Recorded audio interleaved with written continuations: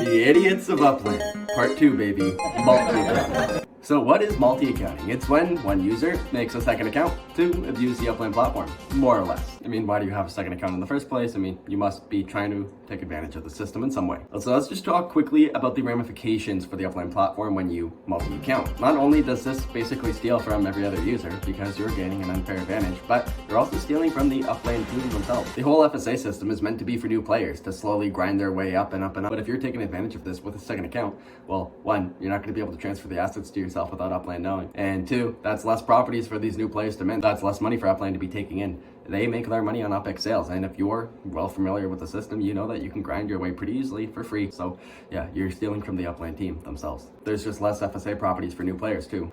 But when you multi-account, you're doing it for basically one of two reasons: this FSA deal or the spark that comes with the level up bonus. And again, if you try to use the spark on your properties, Upland will be able to see that pretty easily. Everything's on the blockchain, guys. Like for example, I couldn't rig my giveaway because it's all on the blockchain. You would be able to easily see if I transferred it to an account that I had previously done transactions with. I mean, I've done lots of transactions in the game of Upland, but I think you get what I'm trying to say here. But yeah, multi-accounting. So when you level up, you get a spark bonus. And if it's during Spark month, then you get an extra big bonus. But just vaguely speaking, I think you get about 1.92 Spark, if my math is right, from going to visitor to Uplander status, not during Spark week. Every single extra account you make can get 1.92 Spark.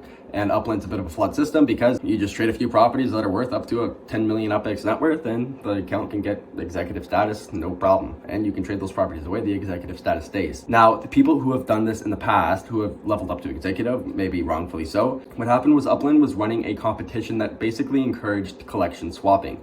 It was more or less complete as many collections as you could in a certain amount of time. And anyways, players would level up when they're holding these collections. Technically, I think it was against TOS, but so many players did it. I mean, are you going to jail 50% of your entire population because of a little mishap in wording? So there's a lot of players who have leveled up, maybe wrongfully. So anyways, yeah, so this Spark, that's when Sparklet comes out and Spark is bought for Ethereum. That's a lot of extra Spark that can be sold and potentially drag down the price, because I mean, these people haven't paid for their Spark. I mean, maybe some have earned it through treasure hunting, but like myself, for example, I've spent thousands of dollars on Spark. So yeah, it definitely hurts us a lot through this form of multi-accounting for Spark. You might have heard of TMT Chaz recently getting jailed. I'm not sure if you're familiar, but anyways, him and Yuming Rathi both, unfortunately, were jailed because of multi-accounting. And actually, it was a player, City Pigeon, who ended up finding out exactly what was happening and reporting it to the Upland team. Guys, you got to be very careful. Do not multi-account. You can't hide.